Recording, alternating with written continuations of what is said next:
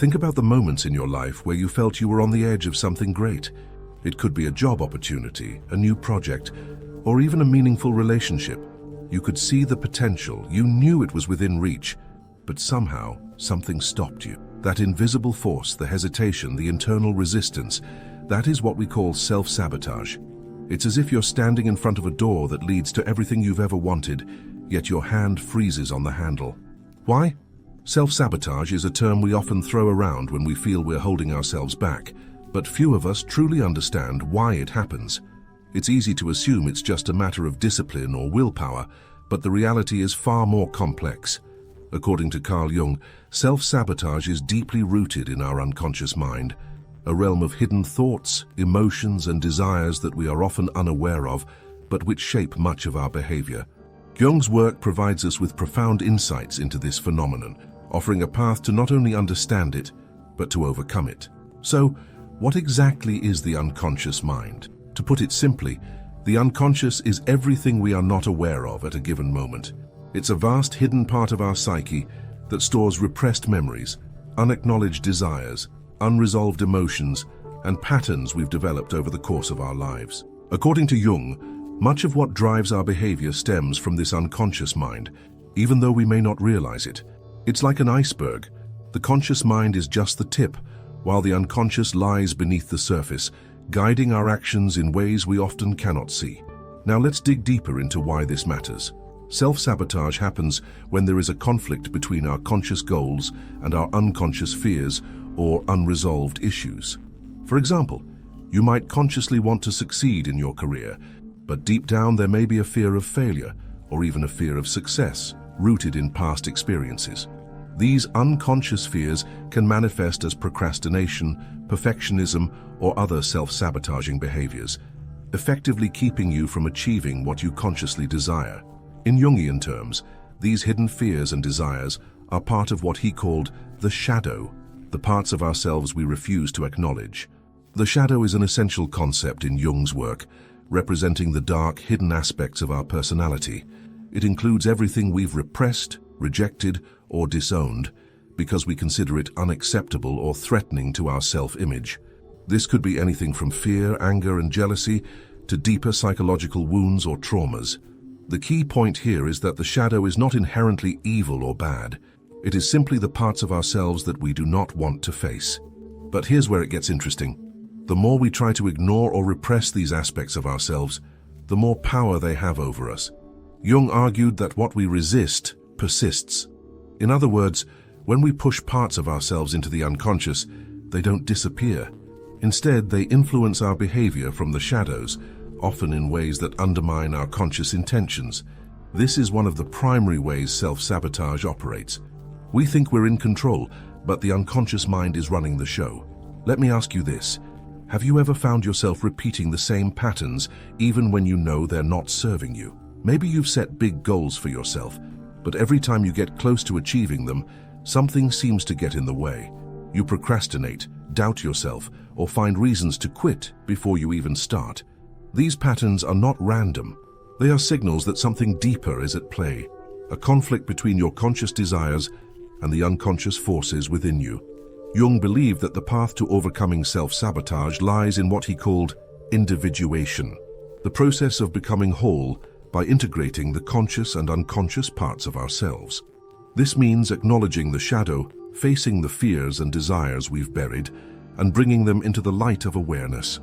As Jung famously said, one does not become enlightened by imagining figures of light, but by making the darkness conscious. This is the heart of the journey to overcoming self-sabotage, recognizing and accepting the parts of ourselves that we've tried to hide. But how do we begin this process? How do we confront the shadow and integrate it into our conscious lives? It starts with awareness. The first step to overcoming self-sabotage is to become aware of the patterns in your life, the repeated behaviors, thoughts, and emotions that keep you stuck. This requires honest self-reflection and a willingness to look at the parts of yourself that you might rather ignore. It's not easy, but it's necessary if you want to break free from the cycle of self-sabotage. As we continue this exploration, we'll delve deeper into Jung's teachings on how to bring the unconscious into the conscious and how this process can transform your life. We'll examine the tools and techniques Jung proposed for facing the shadow, and how you can apply them to your own journey of self-discovery and growth. For now, think about this. What are the patterns of behavior in your life that seem to repeat, even when you consciously try to change them? Where do you feel like you're holding yourself back? Take a moment to reflect on these questions and keep them in mind as we move forward. There is more to uncover, and as we explore these deeper layers of the psyche, you'll begin to see that the key to overcoming self-sabotage lies not in fighting against yourself, but in understanding and integrating the hidden parts of your mind. In the next section, we'll explore how self-sabotage is formed in the unconscious mind and how you can begin the process of reclaiming control over your life. Stay with me, because the insights that follow might just change the way you see yourself and the world forever. Now that we've touched on the unconscious mind and the shadow, let's dive deeper into how self-sabotage takes root. It's not enough to simply understand that it exists. We need to grasp how it forms and why it has such a powerful hold on us. According to Jung, self-sabotage is often the result of unresolved conflicts within the psyche, conflicts between what we consciously desire and what our unconscious believes is possible, safe, or acceptable. Think of it this way. Throughout our lives, we've all experienced moments of pain, rejection, or failure. These experiences leave emotional imprints on us, particularly when we are young. We learn consciously or unconsciously to avoid situations that might cause us similar pain in the future. For example, if you were criticized as a child for trying something new, you might grow up fearing failure and, as a result, avoid taking risks. These early experiences shape the unconscious mind and contribute to the formation of self-sabotaging behaviors. But here's the paradox. While these behaviors might protect us from immediate emotional discomfort, they also keep us from reaching our full potential. The fear of failure, the fear of judgment, or even the fear of success can lead us to limit ourselves in ways we aren't even aware of. Over time, these unconscious fears become so ingrained that we accept them as part of who we are. This is why self-sabotage can feel so frustrating. It's like you're at war with yourself, wanting to move forward, but feeling held back by invisible forces. Jung's work sheds light on this internal struggle. He believed that these fears and limiting beliefs are often rooted in what he called complexes, clusters of emotionally charged memories, thoughts, and feelings that reside in the unconscious mind. A complex forms when we experience a situation that triggers strong emotions, but we aren't able to process or resolve those emotions at the time. Instead, the emotions get repressed into the unconscious, where they remain active, influencing our thoughts, actions, and perceptions without us even realizing it. For instance, imagine someone who has a failure complex. Perhaps they grew up in an environment where they were constantly compared to others or told that they weren't good enough. Over time, this experience created a complex around the fear of failure. Even though they might consciously want to succeed, their unconscious mind is still operating from the belief that failure is inevitable or that success will only lead to disappointment. As a result, they might self-sabotage by procrastinating, avoiding challenges, or giving up too easily. The complex is like a knot in the psyche, and until it is untangled, it will continue to influence behavior in ways that perpetuate self-sabotage. Jung believed that the key to overcoming these complexes is awareness. By bringing the complex into consciousness, we can begin to understand its origins and how it affects us. This is not always an easy process.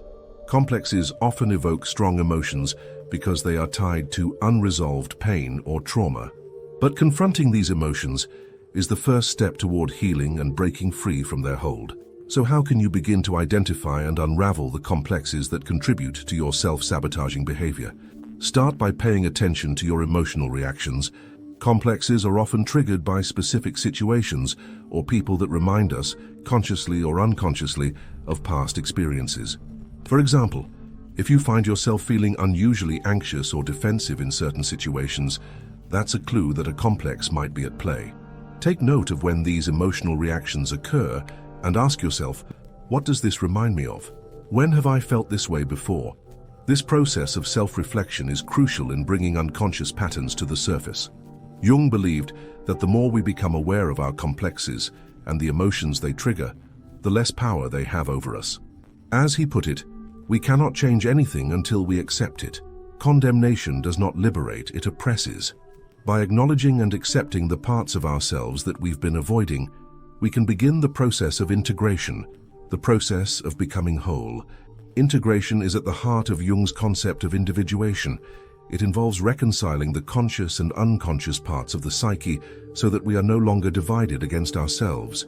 This doesn't mean eliminating the shadow or erasing the complex. Instead, it means learning to work with these parts of ourselves in a way that empowers us rather than limits us. By integrating the shadow and resolving our complexes, we can stop self-sabotaging and start moving toward our true potential. But how do we actually do this? How do we begin the process of integration and individuation? One powerful tool Jung recommended was active imagination, a technique where we engage directly with the unconscious mind through dialogue, imagery, or creative expression. In active imagination, we allow the unconscious to speak to us, whether through dreams, visions, or spontaneous thoughts. By engaging with these images and symbols, we can gain insight into the deeper parts of ourselves and start to integrate them into our conscious awareness. Another technique Jung emphasized was dream analysis. He believed that dreams are a window into the unconscious, offering valuable clues about our inner conflicts and unresolved issues. By paying attention to our dreams and reflecting on their symbolic meaning, we can gain a deeper understanding of the unconscious forces driving our behavior. Of course, this process requires patience and self-compassion. Confronting the unconscious is not always comfortable, and it can be tempting to revert to old habits of avoidance or repression. But remember, self-sabotage is not a permanent state. It is simply a reflection of unresolved inner conflict, and once that conflict is brought to light, we have the power to change it. In the next section, we'll explore how to apply these insights practically in your life. We'll look at specific strategies for breaking the cycle of self-sabotage and fostering personal growth. By the end of this journey, you'll have a deeper understanding of how the unconscious mind works, and more importantly, how you can harness its power to create the life you truly want. So stay with me. There's more to uncover, and what's coming next might just transform the way you approach your life and your deepest challenges. The answers you've been seeking are within you. It's just a matter of bringing them into the light. As we continue this journey of understanding self-sabotage, let's now turn our attention to the practical side of things. You've begun to explore the deeper aspects of the unconscious mind and how it influences your behavior, often without your awareness. But awareness, while essential, is just the first step. The question now becomes, how do we translate that awareness into action? How do we break the patterns of self-sabotage and start moving toward a life that is truly aligned with our potential? Carl Jung's teachings offer not only deep psychological insights, but also practical guidance on how to navigate this process of transformation.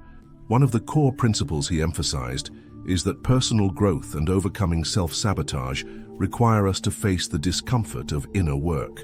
It's not enough to simply recognize that the unconscious is influencing us. We must actively engage with it, confront our fears, and take deliberate steps to change our behavior. But before we go any further, let's take a moment to reflect on your own life. Where do you see self-sabotage showing up? Are there specific areas, relationships, career, personal goals, where you feel stuck or where you consistently hold yourself back? Identifying these areas is key because self-sabotage rarely operates in isolation. It often manifests in specific patterns that repeat across different areas of life, stemming from unresolved conflicts in the unconscious mind. One powerful way to begin dismantling these patterns is through self-reflection. Jung believed that self-knowledge is the cornerstone of personal growth, and that true transformation begins with an honest examination of oneself. But self-reflection is more than just thinking about your actions or motivations. It requires a deeper dive into your emotions, fears, and desires. It's about asking yourself the tough questions. What am I avoiding? What am I afraid of? What parts of myself have I been unwilling to face? This kind of self-inquiry can be uncomfortable, but it's also incredibly liberating. When you start to uncover the unconscious fears and beliefs that have been driving your self-sabotage, you gain the power to change them. For example, you might discover that your fear of failure is not really about failure itself, but about the shame or rejection you associate with it. Or you might realize that your procrastination is not just laziness, but a way of protecting yourself from the discomfort of stepping outside your comfort zone. Once these underlying fears and beliefs are brought into consciousness, they lose much of their power over you. But how do we confront these fears in a meaningful way? One of the most effective strategies Jung proposed was to face the shadow directly. This means acknowledging the parts of yourself that you've repressed or rejected, the parts that you might be ashamed of or afraid to admit. As we discussed earlier, the shadow is not inherently negative. It simply represents the aspects of yourself that you've disowned.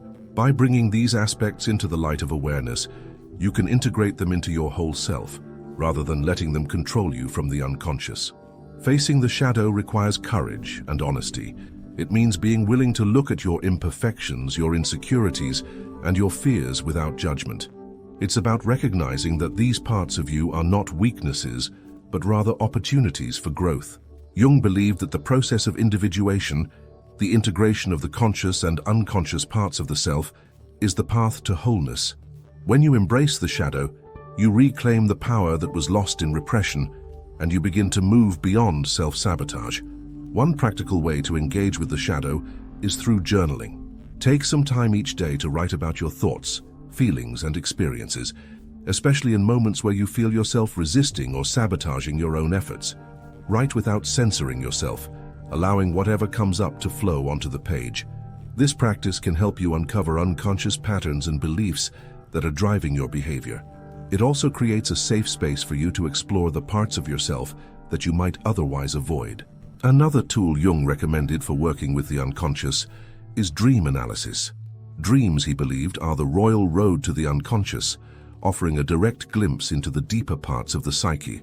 By paying attention to your dreams and reflecting on their symbolic meaning, you can gain valuable insights into the conflicts and desires that are operating beneath the surface. For example, recurring dreams or symbols might point to unresolved issues or fears that are contributing to your self-sabotage. By exploring these dreams, you can begin to unravel the unconscious patterns that are holding you back. But let's not forget that this journey is not just about introspection. Action is crucial. To break the cycle of self-sabotage, you need to take concrete steps to challenge the patterns you've uncovered. This might mean setting small, achievable goals that push you out of your comfort zone, or it might mean confronting a specific fear head-on. The key is to start taking action, even if it feels uncomfortable at first. Remember, self-sabotage thrives on avoidance and inaction. The more you face your fears and take deliberate steps forward, the weaker the hold of self-sabotage becomes. One powerful strategy for overcoming self-sabotage is to create new habits that support your goals.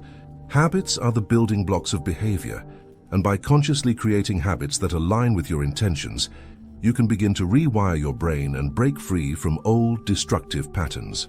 For example, if procrastination is a form of self-sabotage you struggle with, you might create a habit of working for just 10 minutes on a task before taking a break. This small, manageable step can help you overcome the initial resistance and build momentum toward your goals. It's also important to cultivate self-compassion throughout this process. Overcoming self-sabotage is not about punishing yourself for your mistakes or failures. It's about understanding why those behaviors exist and treating yourself with kindness as you work through them. Jung believed that self-acceptance is a crucial part of individuation. When you can accept yourself, including your flaws and imperfections, you free yourself from the need to sabotage your own efforts out of fear or shame. As we move into the final section, we'll explore how these concepts come together in the process of individuation and how you can use Jung's insights to not only overcome self-sabotage, but to create a life that is in alignment with your true self. We'll also look at the deeper spiritual implications of Jung's work and how embracing your shadow can lead to a profound sense of wholeness and fulfillment. Stay with me, because the journey isn't over yet. The final piece of the puzzle will reveal how all of this work, the awareness, the action, the integration, leads to lasting transformation. You've come this far, and what comes next will tie everything together in a way that might just change how you see yourself, your potential, and your place in the world. As we reach the final part of this exploration into Carl Jung's ideas on overcoming self-sabotage, we must turn our attention to the broader picture, the culmination of the inner work we've discussed. Jung's concept of individuation, which we've touched upon earlier, represents the ultimate goal of psychological development. It's the process by which an individual becomes whole, integrating both conscious and unconscious aspects of the self so they are no longer fragmented or at odds with themselves. Self-sabotage, at its core, is a sign of inner division. There are conflicting desires, fears, and beliefs operating within you, and these conflicts manifest as behaviors that undermine your progress. But individuation offers a path to resolution. It's the journey of reconciling these conflicts, embracing all parts of yourself, even the parts you've rejected or repressed, and moving toward a state of wholeness. Jung believed that individuation is not just a personal journey, but a spiritual one. It's about finding deeper meaning and purpose in life by aligning with your true self. And while the process of individuation can be challenging, it often requires confronting painful truths and breaking free from societal expectations. It is ultimately liberating. By becoming more aware of who you truly are, you gain the power to live authentically, free from the unconscious patterns of self-sabotage. But what does this look like in practice? How do you know when you are moving toward individuation? And how can you ensure that the work you're doing is leading you toward lasting change? Jung offered several key principles that can guide you on this journey, and as we explore them, it's important to remember that individuation is not a one-time event, but a lifelong process. Each step you take toward greater self-awareness and integration is a step toward a more fulfilled and authentic life. One of the most powerful principles Jung emphasized is the idea of holding the tension of opposites. This refers to the ability to hold two seemingly contradictory truths at once without rushing to resolve the tension between them. For example, you might have a deep desire for success but also a fear of the responsibilities that come with it. Or you might want to be in a loving relationship but fear vulnerability. Rather than choosing one side or the other, Jung encouraged individuals to hold the tension between these opposing forces and allow a third, deeper resolution to emerge. This process often leads to new insights, creative solutions, or personal breakthroughs that wouldn't have been possible if you had simply chosen one side and ignored the other. This concept of holding the tension is crucial in overcoming self-sabotage, because self-sabotaging behaviors often arise from an inability to reconcile opposing desires. You might consciously want to move forward, but your unconscious mind is holding you back out of fear or doubt. By acknowledging both the desire for growth and the fear of failure, you can create space for a deeper understanding of what's truly driving your behavior. This, in turn, allows you to find new ways of moving forward that honor both your aspirations and your emotional needs. Another key principle in the individuation process is the importance of creativity and imagination. Jung believed that creativity is a natural expression of the unconscious mind and a powerful tool for self-discovery. Whether through art, writing, music, or any other creative outlet, engaging with your imagination allows you to access parts of yourself that might otherwise remain hidden. It's a way of giving form to the unconscious and bringing its insights into the light of consciousness. For example, if you're struggling with self-sabotage in a particular area of your life, you might try using creative expression to explore what's going on beneath the surface. You could draw a picture of what your fear looks like, write a story about the part of yourself that's holding you back, or even engage in a dialogue with your inner critic through journaling. These creative exercises allow you to interact with the unconscious in a more direct and intuitive way, often revealing insights that can't be accessed through logical analysis alone. Jung also stressed the importance of connection to something greater than the self, what he referred to as the self, with a capital S. The self, in Jungian psychology, represents the totality of the psyche, both conscious and unconscious. It's the center of your being and the source of your inner wisdom. By connecting with the self, you gain access to a deeper sense of purpose and meaning in life. This connection often comes through practices like meditation, contemplation, or engagement with symbols and archetypes that resonate with your unconscious mind. As you continue to do the work of integrating the shadow and overcoming self-sabotage, it's essential to cultivate this connection to the self. This can be done through regular introspection, mindfulness practices, or engaging with spiritual traditions that resonate with you. The goal is not to bypass the challenges of life, but to face them with a deeper sense of inner peace and purpose. When you're aligned with the self, you're better able to navigate life's ups and downs without being derailed by unconscious fears or self-sabotaging behaviors. So where does this leave us? we've explored the unconscious mind, the shadow, and the complexes that contribute to self-sabotage. We've discussed practical strategies for confronting these unconscious forces and breaking free from their influence. And now, we've touched on the deeper spiritual dimension of Jung's work, the process of individuation, and the importance of connecting with the self. The journey to overcoming self-sabotage is not a linear one. It's a process that requires ongoing self-awareness, courage, and commitment to personal growth. But it's also a deeply rewarding journey. As you become more conscious of your inner world and begin to integrate the parts of yourself that you've been avoiding or rejecting, you'll find that you no longer need to sabotage your own efforts. Instead, you'll be able to move through life with greater clarity, confidence, and authenticity. In conclusion, Carl Jung's insights offer a powerful framework for understanding and overcoming self-sabotage. By exploring the unconscious mind, integrating the shadow, and embracing the process of individuation, you can break free from the patterns that have been holding you back and move toward a life that is more aligned with your true self. It's not an easy path, but it's one that leads to profound transformation and a deeper sense of fulfillment. So as you leave this video, I invite you to reflect on your own journey. Where are you holding yourself back? And what parts of yourself have you been avoiding? What would it look like to face those fears and move forward with greater self-awareness and courage? The answers lie within you, waiting to be uncovered. And as you continue to explore your inner world, remember, the journey toward wholeness is not about perfection, but about embracing all that you are and all that you have the potential to become.